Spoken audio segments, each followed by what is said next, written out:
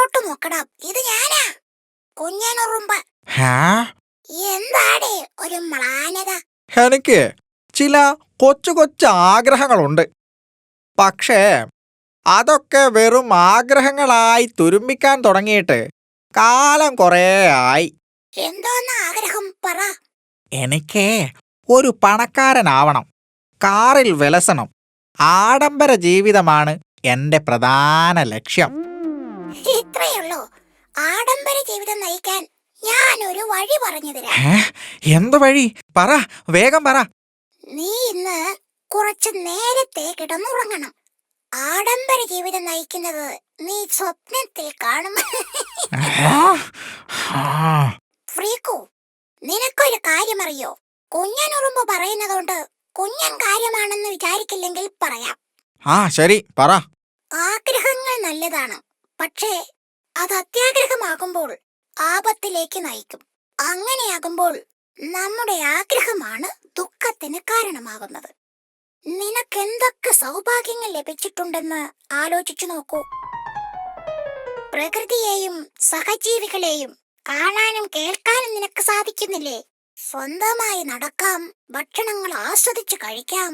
എന്നാൽ നീ യഥാകൊമ്പത്തേക്ക് ആഗ്രഹിക്കുമ്പോൾ ഈ സൗഭാഗ്യങ്ങൾ മറക്കുകയാണ് ചെയ്യുന്നത്. കണ്ണുള്ളപ്പോൾ കാഴ്ചയുടെ സൗഭാഗ്യം നമ്മൾ മനസ്സിലാക്കുന്നില്ല. നീ കുഞ്ഞനാണേലും ഒരു കില്ലാടിയാണല്ലോ. എന്താണ് ആശാനെ ഒരു ചിന്ത? അത് പിന്നെ നമുക്ക് കഴിഞ്ഞതൊക്കെ മറന്ന് നല്ലവനാകാനാണോ പറയുന്നത് മുഴുവൻ കേൾക്കടാ. പറ ആശാനെ. കഴിഞ്ഞ കാര്യങ്ങളൊക്കെ നമുക്ക് മറക്കാം. ഇനി മുതൽ നമുക്ക് നല്ല പുത്തൻ ഉടായ്പകളുമായി രംഗത്തേക്ക് ഇറങ്ങണം. അപ്പോൾ നന്നാവാൻ ഉദ്ദേശമില്ലേ? എന്തോന്ന് നന്നാകാൻ? ഉടായ്പകളില്ലാതെ ഈ ചുടായ്പൻ എന്തിന്? അത് പിന്നെ ഞാൻ വിചാരിച്ചു മേലു നൊന്തപ്പോ ആശാൻ ഉടായ്പകളൊക്കെ നിർത്തിയെന്ന്. നിനക്ക് പറ്റില്ലെങ്കിൽ പോയിക്കോ ശിഷ്യ. പോകാനോ?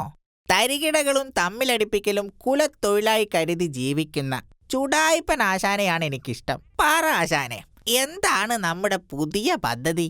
പുതിയതല്ലടാ, പഴയ നടപ്പിലാകാത്ത ഒരു പ്ലാൻ നമുക്ക് പൊടി തട്ടിയെടുത്ത് നടപ്പിലാക്കണം. അതെന്താണാവോ? ആ പുള്ളിപ്പുലിയെയും സിംഹത്തെയും തമ്മിൽ തല്ലിക്കണം. അവർ രണ്ടുപേരും ഇപ്പൊ മുട്ടൻ വഴക്കില. ആ മണ്ടന്മാനിനെ പിടിക്കാൻ പോയതിന് സിംഹത്തെ മരത്തിൽ കെട്ടിയിട്ടതൊന്നും ആശാൻ അറിഞ്ഞില്ലേ? പുള്ളിപ്പുലി സ്വന്തം കാര്യം വന്നപ്പോ സിംഹത്തെ രക്ഷിക്കാതെ സ്ഥലം വിട്ടു.